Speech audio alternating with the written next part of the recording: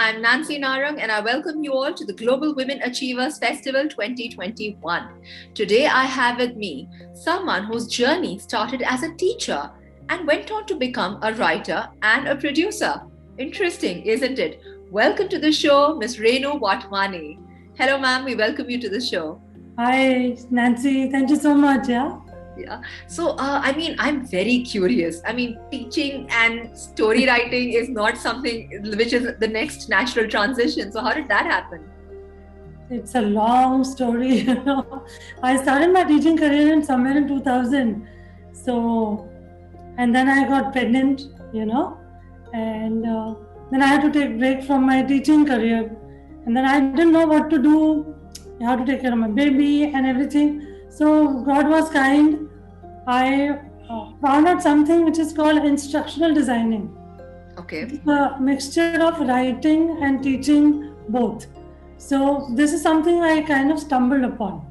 Because I was a teacher by profession, I could, get a job and prepare courseware for children in the US and then in India. And from there, because my husband was an actor and he stepped into writing while I was working as an instructional designer, I also started doing what you can say ghost writing for him because he had a lot of assignments which he couldn't handle. So I used to work on my job and alongside do some writing for him just to help my... From writing curriculums yes, to writing stories for, your husband. I think that's very interesting. So did you get the hang of it? How long did it take for you to... Because they're two very different things. Now, curriculum and like a fiction story are not something that go together. So how did you get the hang of it? See, luckily, I would say that as a teacher, I might not have been able to transition that fast, but instructional designing, my job required to create small animation videos for children. So for that, in a way, it was script writing, but in a different level. So I was being trained to write frame by frame animations for, content, be it English, history, math, science, and side by side I was doing writing episodes, stories, for Pratigya. That was the first show on Star Plus that I worked as a ghostwriter with my husband. And it went on to, get its share of accolades. I mean, who would have thought from making animated videos for children to actually go on to write a story for such a coveted channel? I think it's... So, it got good response now, the serial. So, then what happened? Did you think, yeah, I'm good at this? This is what my true calling is. So, how did that span out? Yeah, that's what you're right when you said that. It kind of, as you started saying, let's go with the flow. So I also went with the flow. It just kept on happening, and I left my job because my husband told me, hey, you're good at that, why don't you just leave your job and just jump into this. I was a bit jittery to begin with, because I was doing well in my job and it was very satisfying. But then I kind of trusted him and my instinct and I jumped in and today I'm sitting with you. And what happened after the first show went on air and it became a success? Then what was the next thing that landed with you? No, see, I clearly remember the first time that my name went on air because Pratigya, I couldn't get a name. I was working on a corporate job, so I couldn't get a name. So I was the ghostwriter through and through. But it was the serial on Star Pravah. It was a Marathi serial called Devyani. So that serial still is fresh in the minds of people. And in that serial, first time my name came on screen, Renu Watwani, along with Vishal Watwani. It was a brilliant feeling, it was very gratifying to see my name. Absolutely, seeing your name on the big screen really gives you a huge kick. And I think that would have been the moment that you would have been thinking, yeah, I did the right thing. This really is like a next level feeling. Absolutely. So, ma'am, what kind of, how relevant are your shows? You've done some fabulous shows like Gum Hai Kisi Ke Naam Mein, and so what sort of thought process goes into your head? Because you really have to get into the skin of the characters, think like they do, act like they do. So, where do you get that inspiration to churn content? Is it from your own life, or do you take inspiration from real life scenarios? See, it is instinctive also, and also from the real life. Many a times I have put in scenes, where I have been a part of that incident, or I've witnessed something, and it just comes naturally. So like if I'm writing something and I recall that somebody mentioned a line which was very similar in the situation, it just flows through me. I would really say, Nancy, that I consider myself as a medium. I don't think the thoughts. The thoughts flow through me, and I just write them. So I Because think yeah, it is rightly said that TV does draw inspiration. The pictures and the TV shows draw inspiration from our real lives. Like you said, you put in lines which you had been in similar situations or had witnessed similar incidents. So what about if you had to write something that was completely contrast, or was like a very visionary sort of a serial for which you have had no prior experience? I'm sure as a writer it can't always be things in your comfort zone. yes, Then what kind of research and preparation goes into it? a lot of research goes in. Like I would share, like when so Vishal and I, my partner, we have written for a notorious web series called Gandhi Baat. Okay, Yes. so that was our first writing stint for web, which is an alt biology. So now it has ran into many seasons, but we were the ones who wrote the first season. Oh. And Gandhi Baat, as the name suggests, it's very erotic, provocative. It's like that. So for such kind of shows, there has to be a lot of research where you read, you watch different type of content, you read books, and you kind of meet people. That what kind of rawness resides in real people when it comes to sensitive topics like sex and complicated emotions and love and lust and all.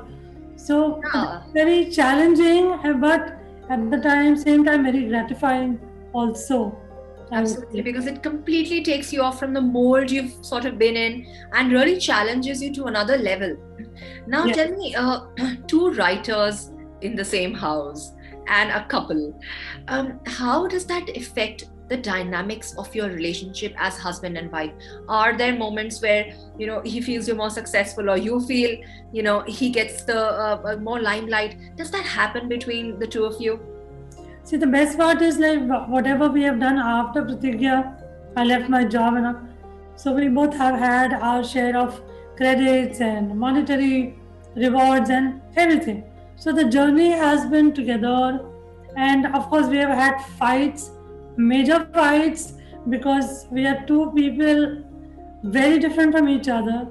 His ideas are different than mine. So sometimes I write something, he says, "This is bullshit." Sometimes I write something, and then I say, "No, this is how it should be." Two writers in the same house, working on the same projects at the same time. There are ideas which are conflicting at times, but we have learned to, kind of convince each other or even let go, yeah, of our own ideas if the idea of the other person is captivating and like more logical or more emotional or insightful.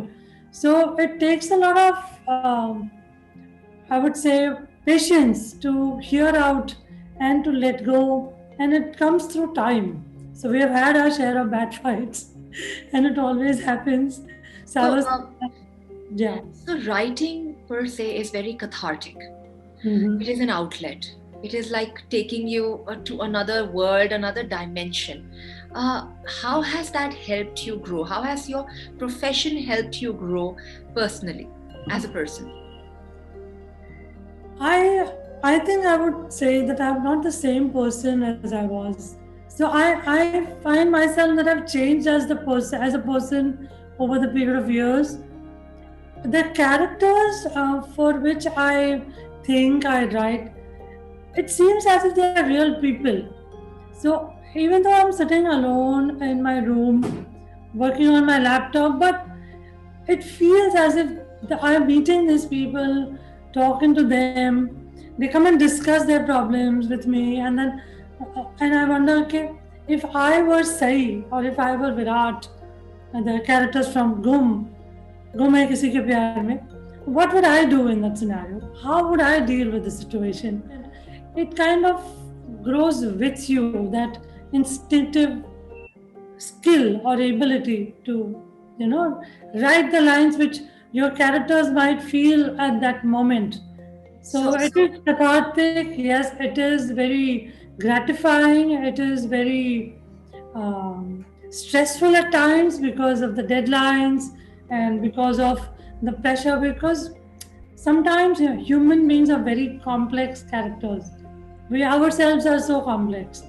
So, so I am a person which is having certain traits, but my character is totally opposite of what I am. you have to completely, sort of take yourself out of your own thinking and think like that person.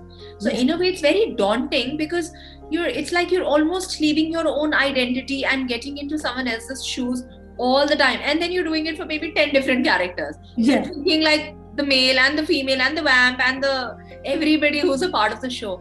So if you had to make one serial from the past, any women centric story you wish you had written, what would it be? Something that inspires you.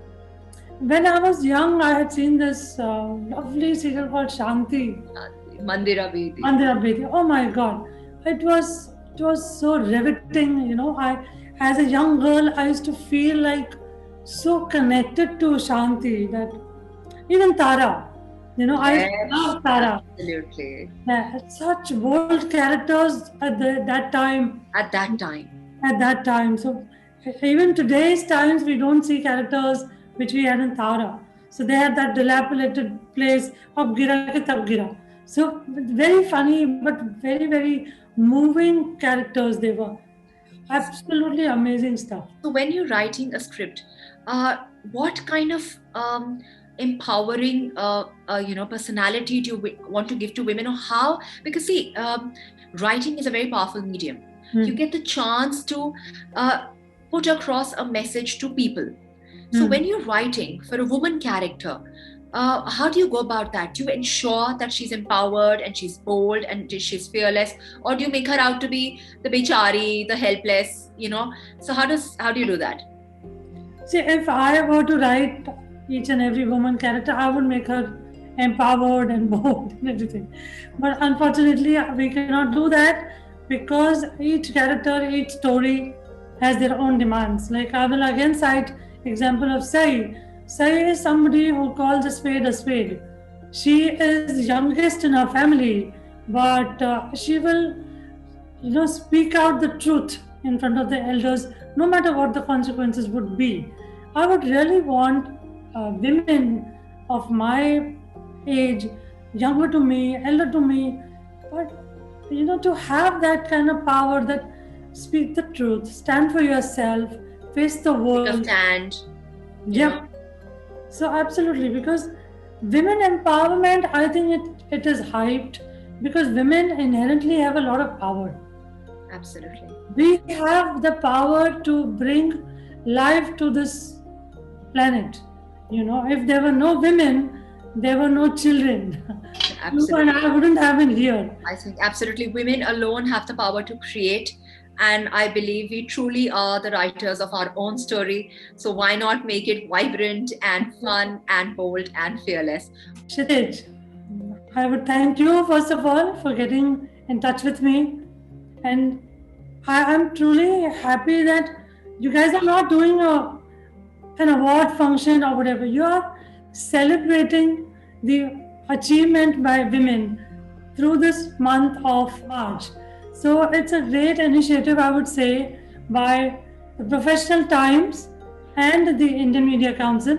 I would say that this is a genuine effort to bring out the women who are having different kind of careers and achievement in different walks of life.